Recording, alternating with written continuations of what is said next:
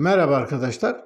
İnsan dilinin kökenini araştırma çabasıyla başlayan videolar dizimizi daha sonra insanın evrimiyle devam ettirmek zorunda kaldık. Çünkü insan dilinin kökenini anlayabilmemiz için esas olarak insanın nasıl insan olduğunu, insanın evrimleşmesini ve insanın bugünkü haline gelmesinin geçmişini iyi kavramamız gerekiyor. Çünkü İnsan dili birdenbire boşlukta, mucizevi bir biçimde şu ya da bu düzeneklerin ortaya çıkmasıyla ya da makro bir mutasyonla falan ortaya çıkmış bir şey değil.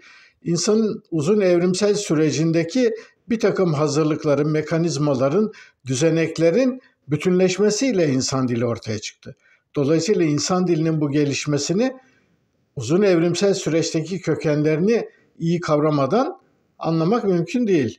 Bu nedenle insanın evrimine ve insanın nasıl insan olduğuna ilişkin konuların ayrıntılarına giriyoruz. Dolayısıyla bu ayrıntılar yalnızca insanın evrimiyle ilgili bir çalışma değil, insan dilinin kökenini anlamak bakımından da son derece önem taşıyor. Şimdi bu videolar dizisi boyunca zaman zaman metodolojik yani yöntem bilimsel ya da epistemolojik yani bilgi bilimsel bilginin nasıl elde edilebildiği, koşulları, doğruluğu, kesinliğinin nasıl sağlanabildiğine ilişkin konulara zaman zaman değinmiştim. Şimdi insanın evrimi açısından insanın ilk atalarının yani hominin dediğimiz ata türlerin toplumsal yaşantılarına göz atmaya çalışıyoruz. Ve bu toplumsal yaşantının nasıl evrildiğine, insanın benzersiz toplumsallığın nasıl oluştuğunu anlatabilmek için de bu hominin toplulukların yani insanın ilk ata topluluklarının hangi koşullarda ve nasıl evrimleştiklerini, bilişsel faaliyetlerin bu süreçte nasıl ortaya çıktığını, bunların üst bilişsel faaliyetlere nasıl dönüştüğünü, hayvanlarda değişik kökenleri ve izleri bulunmakla birlikte insanda neden çok yetkin ve benzersiz biçimlere büründüklerini anlatmaya çalışıyoruz. Tabii bu noktada değişik videolarda bu sürecin ilk aşamalarını, belli adaptasyonları, örneğin ebeliğin ortaya çıkmasını, babalığın ortaya çıkmasını, nine dede adaptasyonunu bir takım özellikleri anlattıktan sonra ahlakın nasıl ortaya çıktığını anlattık ve son olarak da hominin eşitçilik dediğim yani acımasız hominin eşitçilik dediğim konunun nasıl evrildiğini anlatmaya çalışmıştım. Şimdi buradan hareketle konuya devam edeceğiz. Fakat bu arada videolara yapılan bazı yorumlar ve benimle konuşan arkadaşların söylediklerine bakıldığında yeniden bir video daha çekmem gerekiyor. Yani bu video özellikle metodolojik ve epistemolojik sorunlarla ilgili olacak. Çünkü daha önce onlarca videoda belirttiğim gibi bizim konuları anlamamızı ve kavramamızı güçleştiren en önemli sorun mevcut düşünce gelenekleri ve dogmatik anlayışların bize miras bıraktığı bir takım kusurlu ya da eksik yaklaşımlar. Bunlara örnek vermek gerekirse videoları baştan sona izleyen arkadaşların kolaylıkla anımsayabilecekleri gibi özellikle insan merkezcilikten zaman zaman söz ediyoruz. Daha sonra teleolojik bakış açısından yani ereksel, nihai amaçları, hedefleri gözeterek olayları açıklama çabasından zaman zaman söz ettik. Bunun yanı sıra klasik felsefenin altını doldurmadan salt kurgusal yani spekülasyona dayalı bir takım kavramlarıyla olayları açıklamanın yani örneğin işte ruh,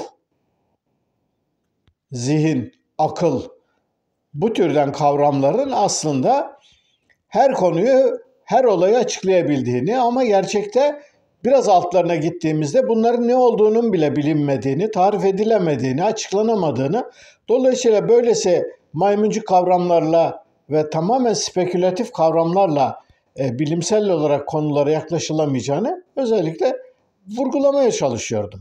Nitekim buna bağlı olarak bir başka yanlış anlayış da örneğin en tipik örneğini Platon'un idealarında Yani nesnelerin ve şeylerin, kavramların, varlıkların öte dünyada tiplerinin olduğunu, örneklerinin olduğunu, yani idealarının olduğunu ve onların bu dünyadaki yansımaları olarak kavramların geliştiğini söyleyen Platoncu özcülüğe dayalı bir takım yaklaşımlar da vardı. Şimdi bütün bu yaklaşımlar aslında insanın evrimiyle ilgili olarak insanın ilk atalarının, yani homininlerin toplumsal yaşantılarıyla ilgili bir takım konularla açıklamaya çalıştığımda yaptığım bazı açıklamalara videolarımızın hepsini izlememiş olan, yani benim hangi konularda nelere dikkat etmeye çalıştığımı, neleri eleştirdiğimi bilmeyen bazı arkadaşlar kestirme yorumlarla konuya direkt giriyorlar. Yani bu arkadaşların bazıları örneğin şöyle diyorlar. Yani ben onlarca videoda insan toplumsallığının temelini oluşturacak biyolojik, genetik yapıları, bununla ilgili süreçleri hiç açıklamamışım gibi yalnızca basit bir iki örnekten hareketle olağanüstü bir genellemede yaptığımı ve dolayısıyla ilk insanların eşitlikçi olduklarını, böyle bir doğalarının olduğunu, bunun zamanla bozulduğunu falan söylediğimi düşünüyorlar ya da bunu ifade ediyorlar. Oysa ki yani başından itibaren anlatmaya çalıştığım gibi böylesine kendinden menkul insan doğası gibi bir kavramı ben hiçbir zaman savunmadım. İnsan doğası diye bir şey bana göre olmaz.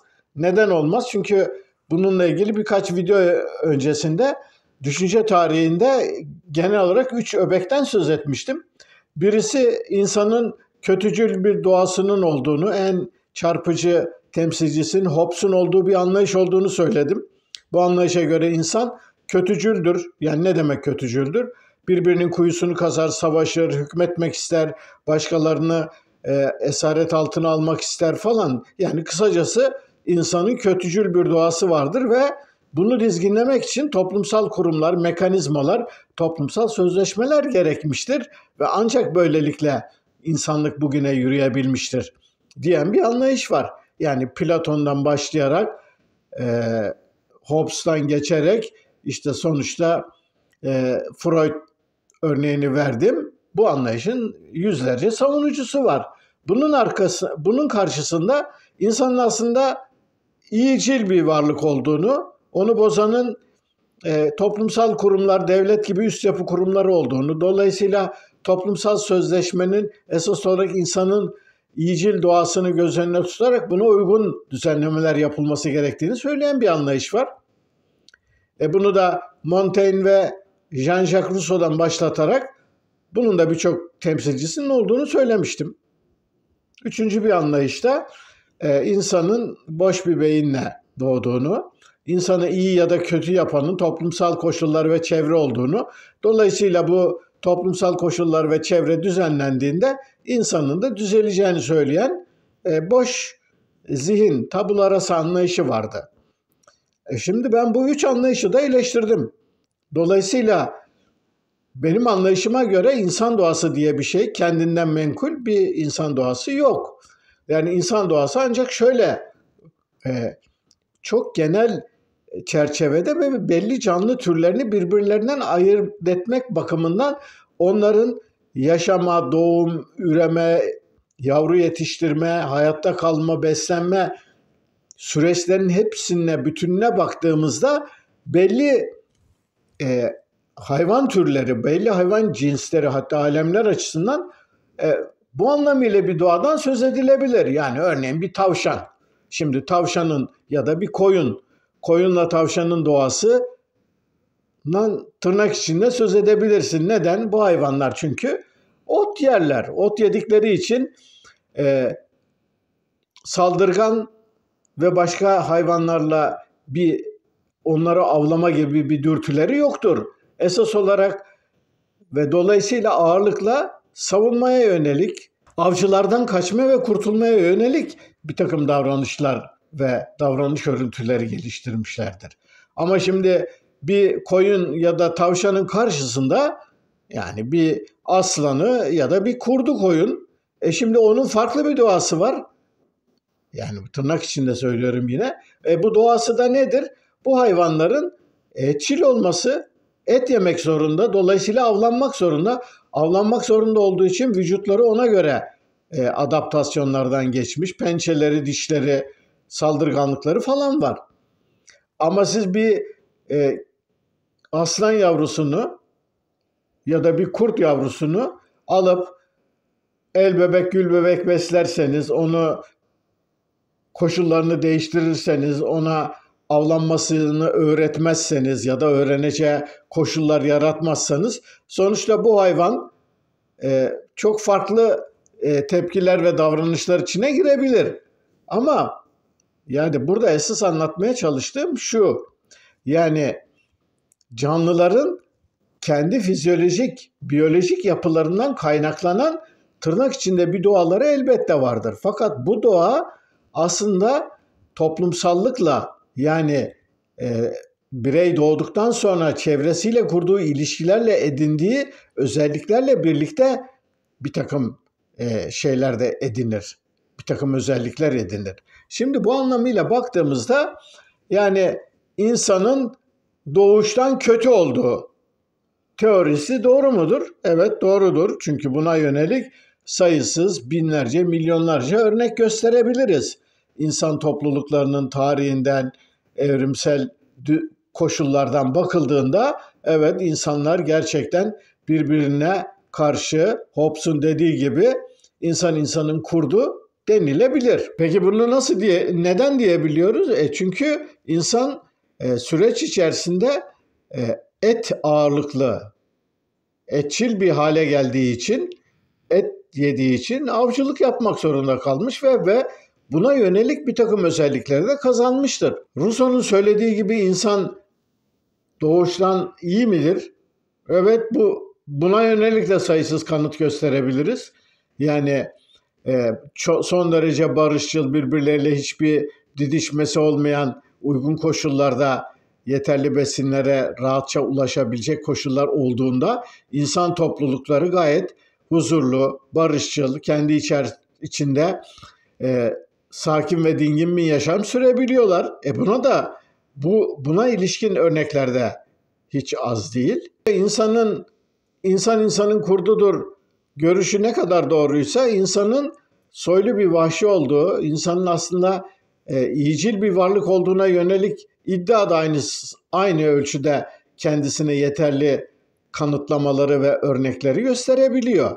İnsan zihninin boş bir sayfa olduğunu ve bu tabula rasa beynin dış koşullar tarafından belirlenen bir biçimde geliştiğini ve dolayısıyla insanı iyi ya da kötü yapanın toplumsal koşullar olduğunu söyleyen anlayışlara baktığımız zaman bunların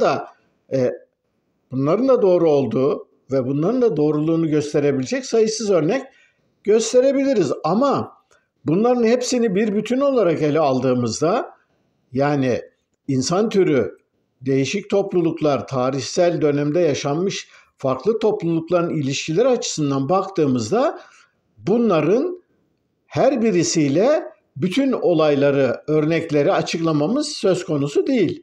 Dolayısıyla insanın doğası, insanın içinde bulunduğu koşullara göre artı insanın uzun evrimsel süreçte getirmiş olduğu biyolojik, fizyolojik özelliklerine, davranış örüntülerine bunları bir bütün olarak ele almaya bağlı bir durum. Yani insanın yalnızca akıl ve mantıkla rasyonel bir biçimde davranmadığını, içgüdülerinin bulunduğunu, bu içgüdülerin evrimsel süreçte çok uzun geçmişe dayandığını unutmamamız gerekiyor. O zaman ne oluyor? Demek ki insanı basitçe şu ya da bu özellikle tanımlamak doğru bir yaklaşım değil. Şimdi durum böyle olduğu için ben insanı diğer canlılardan, diğer yüksek memelilerden, hatta primatlardan ayıran temel özelliklerin insanın benzersiz toplumsallığında olduğunu, Ama bu benzersiz toplumsallığın hangi ortamda, hangi koşullarda geliştiğini ortaya koymamız gerektiğini söyledim. Ve buradan hareketle ilk insan topluluklarının, yani hominin topluluklarının geliştirdikleri özellikleri açıklamaya çalışıyoruz. Burada yaptığımız çalışma esas olarak bu.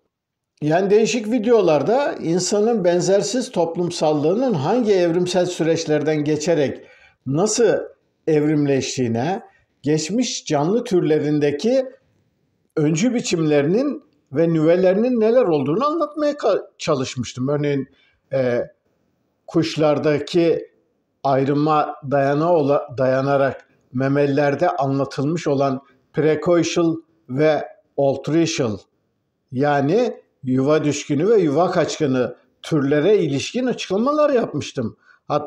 Hatırlayacağınız gibi canlıların evrimleşmesi, canlı türlerinin hayatiyetlerini sürdürmeleri bakımından yavruların doğurulması, doğan yavrulara bakım son derece önemli. Yeni nesillerin yetiştirilmesi ve üretilmesi bakımından canlı türlerinde geliştirilmiş özellikler son derece önemli.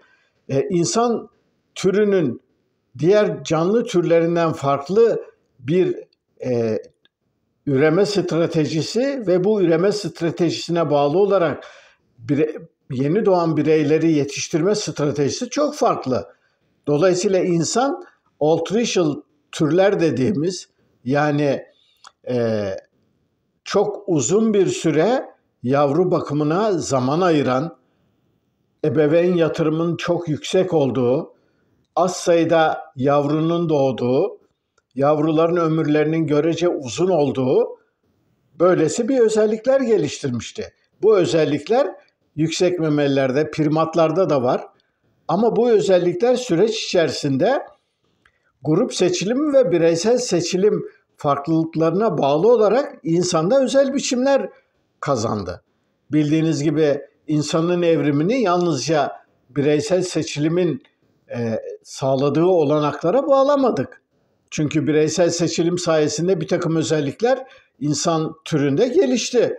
Ne gelişti örneğin? Biyolojik, fizyolojik, genetik yapıyla ilgili bizdeki bir takım özelliklerin geçmişine gittiğimiz zaman ta sürüngenlere kadar gitmiştik, hatırlayacağınız gibi.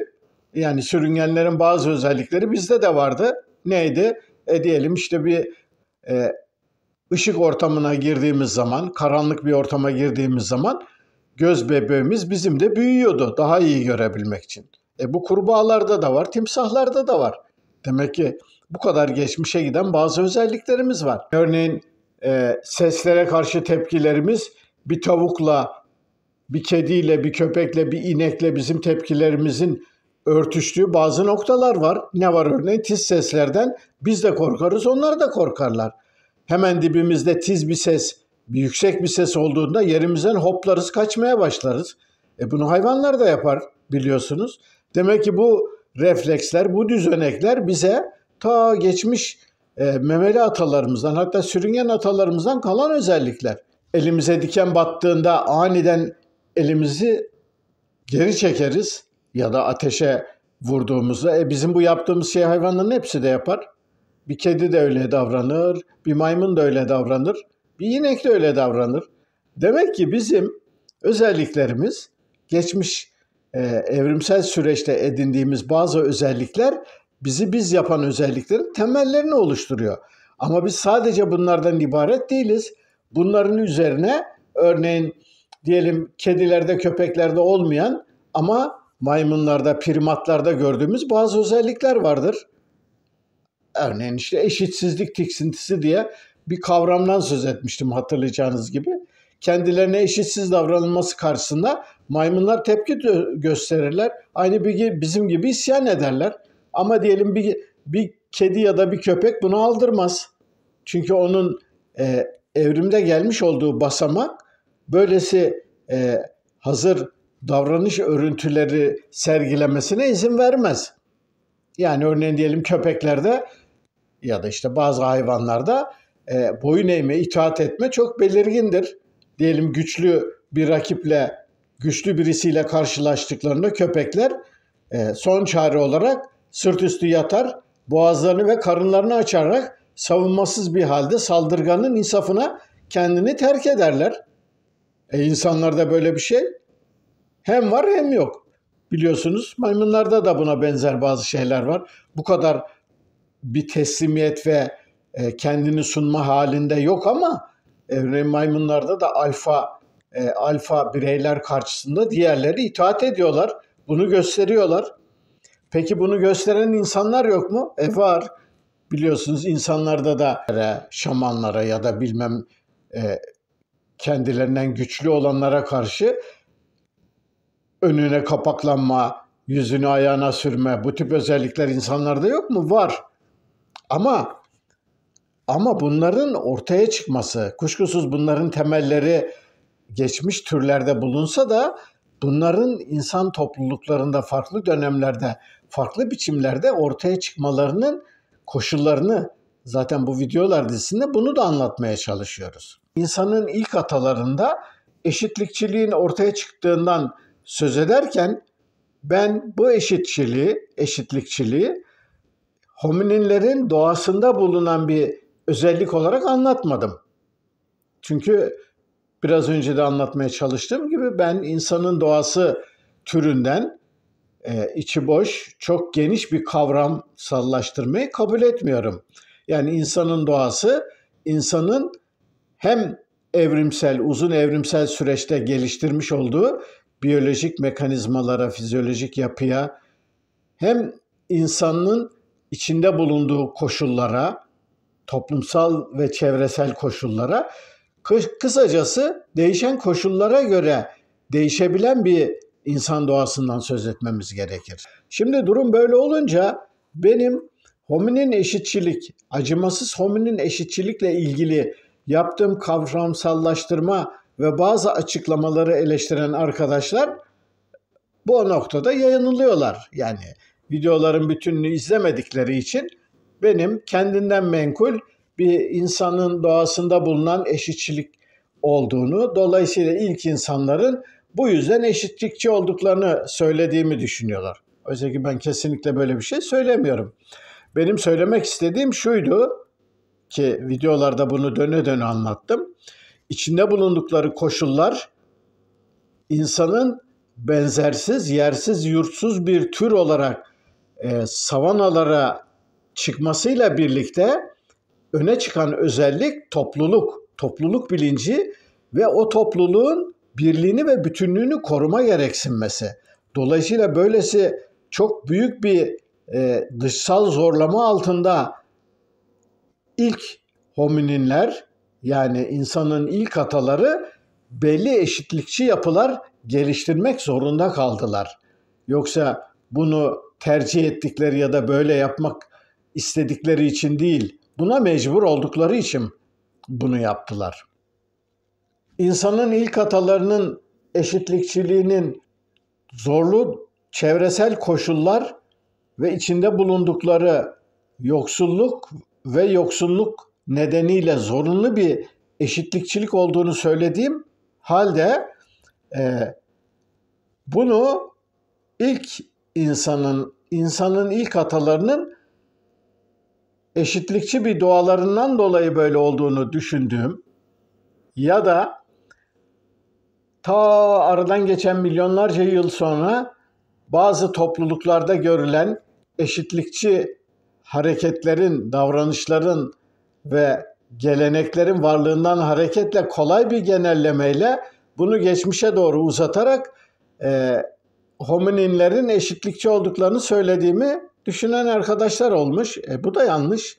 Ben kesinlikle böyle bir şey söylemedim. Çünkü ben olayı yalnızca antropolojik ya da tarihsel bir takım örneklere dayanarak insanların eşitlikçi olduğunu söylemek zaten doğru bir şey değil. İlk insanların zorunlu eşitlikçiliğini zorlayan adaptasyonların ve koşulların neler olduğunu uzun uzun anlatmaya çalıştım. İlk insanlarda diğer en yakın primat türlerine oranla alfalık özelliğinin giderek yok olduğunu, giderek, ama bakın dikkat edin. Yani ilk insanın ilk ataları, ilk homininlerde kuşkusuz belli alfalık özellikleri vardı. Bunu nereden biliyoruz? Elde edilen hominin türlere ait fosil kanıtlardan.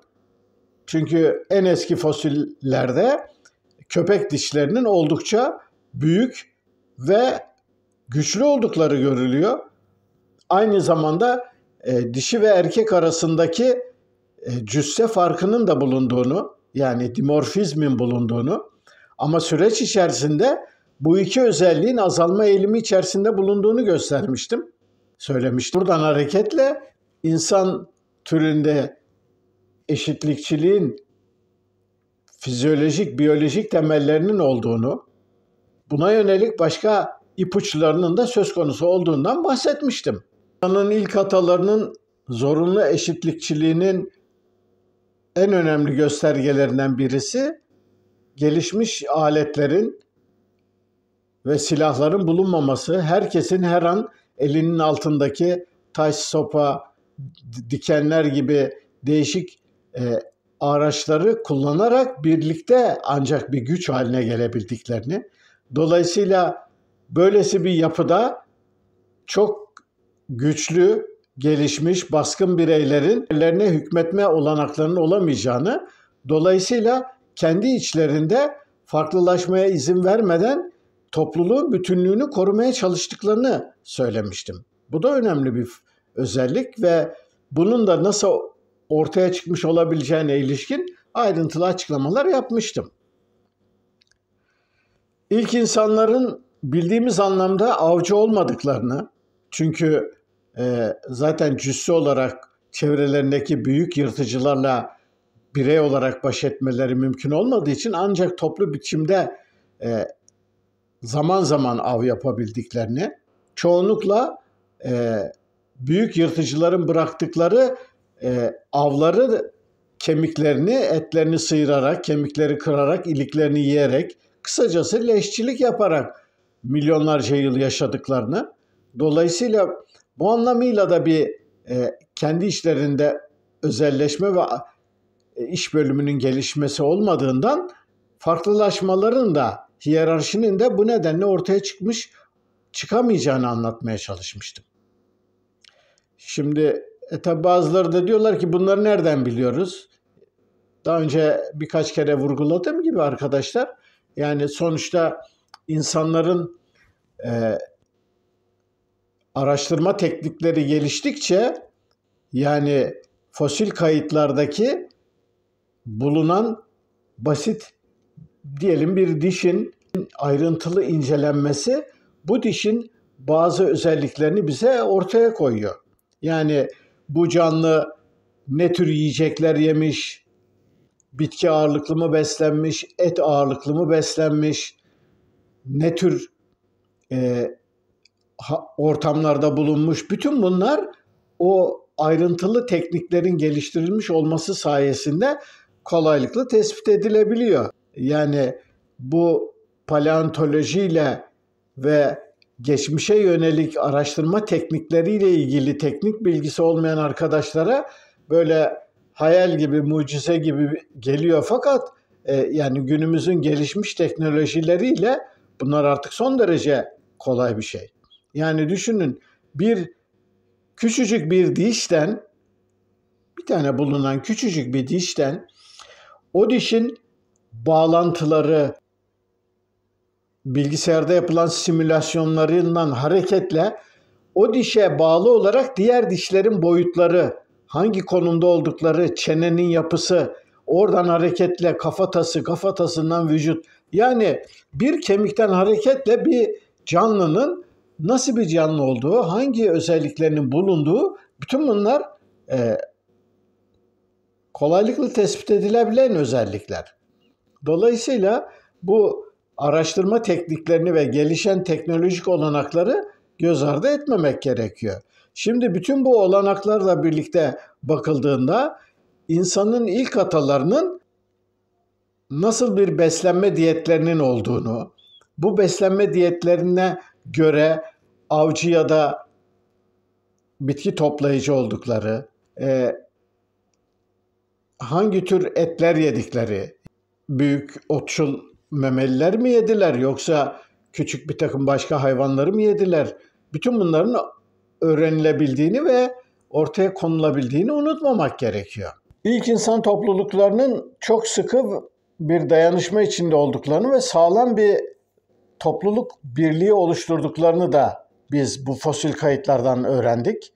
Bunları da örneklerini vermiştim. Yani örneğin ayağı olmayan, eli olmayan, kambur olan, yürüyemeyen, çok yaşlı olup dişleri bulunmayan birçok fosile ait kayıtlar vardı. Bütün bunlar insan topluluklarında çok güçlü bir toplumsal dayanışma olduğunu, eksik, yetersiz, güçsüz bireylere diğer topluluk üyelerinin baktıklarını somut kanıtlarıyla anlayabiliyoruz. Yani örneğin bir bulunan fosil kemik yaşlı bir bireye ait. Bu bireyin ağzında hiç diş kalmamış. Bütün dişleri döküldükten atıyorum işte 5 sene, 10 sene sonra ölmüş. Dolayısıyla yaşlı olmasına, bütün dişleri dökülmüş olmasına rağmen bu insan topluluk içerisinde 10 sene yaşamış. Peki bunu nasıl yaşayabiliyor? Demek ki diğerleri ona yiyecek desteğinde bulunmuşlar, korumuşlar. Dolayısıyla insan topluluklarında güçlü bir dayanışma var. Şimdi bütün bunlardan hareketle diyelim insan insanın kurdudur anlayışına bağlı olarak insan topluluklarında mutlaka hiyerarşi olduğunu, birilerinin birilerine hükmetmek istediğini ve bunun kaçınılmaz olduğunu düşünen arkadaşlar oluyor. Oysa ki işte videonun başında da anlatmaya çalıştığım gibi bizi yanlış düşünmeye ve yanlış sonuçlar çıkartmaya yönelten dogmatik anlayışlardan söz ederken ve bunların altını çizmeye çalışırken bunu vurgulamaya çalışıyordum. Yani aradan geçen milyonlarca yıllık süreci bir kalemde çizerek örneğin ilk insan homininlerin tarihi yani bir yoruma göre 5-6 milyon, bir yoruma göre 3-4 milyon yıl önceye gidiyor. Şimdi bildiğimiz anlamda insanların ortaya çıkması 1-2 milyon yıllık Homo habilis ve Homo erectus'la birlikte ortaya çıktı. Peki şimdi Homo erectus'u alalım. Homo erectus'tan bu yana 1 milyon yıl geçti. Şimdi 1 milyon yıl ne demek arkadaşlar? Yani bu bazı şeylere karşı çıkan arkadaşlar hiç bunları düşünmüyorlar. 1 milyon yılı düşünün. Bugün biz insan toplulukları esas olarak yani bundan 15 bin yıl önceye gidelim. Çatalhöyük'teki insanlarla bugün bizim genetik yapımızda arasında hemen hemen hiçbir fark yok. Biraz daha geriye gidelim, 50 bin yıla gidelim, 100 bin yıl önceye gidelim. Yine yok. Yani bugün bizim yaşadığımız özellikle gelişmiş toplumlardaki psikolojik ve ruhsal bazı rahatsızlıkların, hastalıkların temelinde aslında bu yatıyor. Ne yatıyor? Yani genetik yapımız, bu genetik yapıya bağlı olarak bizim fizyolojimiz, reflekslerimiz, davranış örüntülerimiz milyonlarca, 3 milyon, 4 milyon, 5 milyon yıl önceki bir süreçten süzülerek gelen davranışlar ve özellikler. Ama biz son 10-15 bin yıl içerisinde bu son 10-15 bin yılın son 5 bin yılında yazılı tarihin ortaya çıktığını, sanayi devriminin ortaya çıkmasının 300-350 yıl olduğunu düşünün ve bugünkü insanlığın gelişmiş olduğu son 100 yılda sağlanmış olan atılımları düşünün. Bütün bunlar bize neyi gösteriyor? Bütün bunlar bize şunu gösteriyor. İnsanın kültürel evrimi biyolojik, genetik evriminden koptu gidiyor. Yani insanlık artık böylesi bir makas açılması var. Zaten bu gelişmiş topluluklardaki psikolojik sorunların bu kadar artmasının en önemli nedeni bu. Yani biz olması gerekenleri kültürel, bilimsel, teknolojik başarılarla yarattığımız olanaklar o kadar fazla, o kadar ileriye gitti ki genetik, fizyolojik yapımıza bağlı özelliklerin bunlara ayak uydurması bir türlü sağlanamıyor. Sağlanamadığı için arada bir takım sorunlar çıkıyor ve bunlar çok büyük sıkıntılara neden oluyor. Bu insanın milyonlarca yıllık geçmişini bugünkü kavramsal cephane ve donanıma bağlı olarak kolayca açıklamaya çalışmak işte bu kabul edilmez bir yanlış oluyor. En büyük yanlışlardan birisi de büyük beyin hipotezine bağlı olarak insanı insan yapan özelliklerin beyindeki mucizevi bir takım gelişmelerle, insan beyninin olağanüstü gelişmesiyle, diğer türlerde bulunmayan üst bilişsel bazı beceri ve yeteneklerin insanda ortaya çıkmasıyla olduğunu zannetmek. Dolayısıyla ne olmuş oluyor? İnsanı insan yapan bu beyindeki bir takım özellikler olduğu için, bunların da altını dolduramadığımız için insanın geçmişine ilişkin geliştirilmiş bazı özellikleri çok basit ve somut bir biçimde açıklamak söz konusu olabilecekken bunu yapmak yerine işi karıştırmaya ve işi içinden çıkılmaz hale getirmeye çalışıyorlar. Yani örneğin dilin kökeniyle ilgili olarak bunu defalarca anlatmaya çalışmıştım. Yani insan dilinin benzersiz bir modül olduğunu, insan beyninde ne zaman çıktığı belli olmayan bir mucizevi bir mutasyon olduğunu ve dolayısıyla bu mutasyonla insanların birdenbire konuşmaya başladıkları söyleniyor. Oysa ki ben bu videolar dizisinde bunun çok büyük bir yanılgı olduğunu, insan dilinin hiç de böylesi mucizevi bir şey olmadığını, insan dilini kavrayabilmek için insanın benzersiz toplumsallığının, bu toplumsallığı var eden koşulların ve düzeneklerin nasıl geliştiğinin anlaşılması gerektiğini söyledim.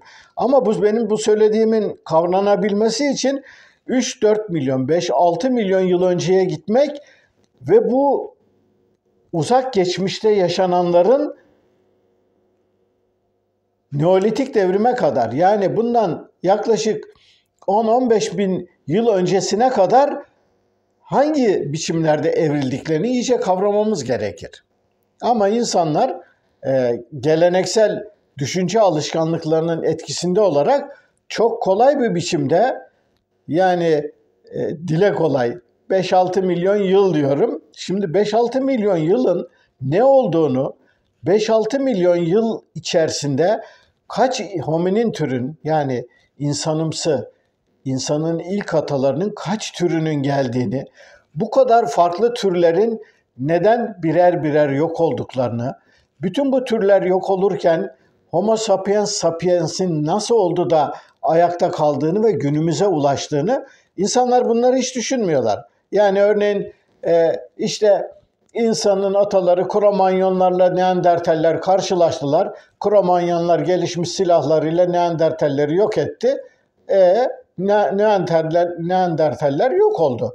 Onun gibi işte geçmişte de belli türler, belli koşullar oluştuğu için işte şu hastalıktan, şu genetik olumsuz mutasyondan, işte kanlarındaki şu özellikten, bundan dolayı yok oldular falan deyip böyle kestirme yanıtlar peşindeler. Oysa ki süreç hiçbir zaman böylesi basit ve kolay bir süreç olmadı. Yani insanın evrimleşmesi böyle Homo sapiens'ten geriye doğru gittiğimizde Homo sapiens, ondan önce işte Homo erectus, Homo erectus'tan önce Homo habilis, habilis'ten önce diyelim işte Australopithecus afarensis, böyle geçmişe doğru hep türler birbirlerinden geriye doğru gidiyorsun. Böylelikle insanın ilk atasına ulaşıyorsun. Teorik olarak bakıldığında bu tür bir yaklaşımı savunan ya da böyle düşündüğünü söyleyen arkadaşlar evrim teorisine bağlı kaldıklarını düşünüyorlar. Ama aslında süreci bilinmeyen mucizevi bir takım gelişmelerle ve özelliklerle açıkladıklarının farkında değiller. Dolayısıyla bizim burada ilk insanın atalarının geliştirmiş oldukları benzersiz toplumsallığın nerelerden nasıl uç verdiğini, adım adım nasıl geliştiğini ayrıntılı bir şekilde anlatmak zorunda kalıyoruz. Ve buna da mecburuz. Çünkü bunlar anlaşılmadığı sürece, yani insanın benzersiz toplumsallığının hangi koşullarda, hangi aşamalardan geçerek bugünkü biçimine geldiğini ortaya koymadığımız sürece insan dilinin kökenini, insan dilinin nasıl oluştuğunu açıklayamayız. Yani bütün çabalarımız bu mekanizmaları insanın benzersiz bilişsel yeteneklerinin, burada tırnak içinde benzersiz diyorum. Çünkü insanın en mucizevi, en diğer hayvanlarda görülmeyen özelliği bile kendiliğinden ortaya çıkmadı. Bunun mutlaka önceki türlerde, geçmiş koşullarda bir zeminleri var. Bunları göz ardı ederek birdenbire insanda belli özellikler ortaya çıkmış gibi anlatmak, videonun başında da belirttiğim gibi, yani insan merkezci anlayışın doğal bir sonucu. Oysa ki biz insan merkezciliğe, insanın evrimin nihai amacı olduğunu ve insanın bu gelişen evrimsel sürecin zirvesinde yer aldığı yanılsamasından, dogmasından, abartısından kurtulmamız gerekiyor. Yani insanın evrimini doğal süreçlerin gelişmesiyle açıklayabilmemiz gerekiyor. Ve bu açıklama hiçbir zaman böyle kafa karıştırıcı, mucizevi, birdenbire ortaya çıkan, yok işte modüler yapılarla ya da işte nedeni bilinmeyen bir takım mekanizmaların ortaya çıkmasıyla oluşmuyor. Her bir aşamayı adım adım bir önceki aşamadan nasıl ortaya çıktığını ve geliştiğini koyabiliyoruz. Koyabilmemiz gerekir. Zaten bilimsel yaklaşımın gereği de bu.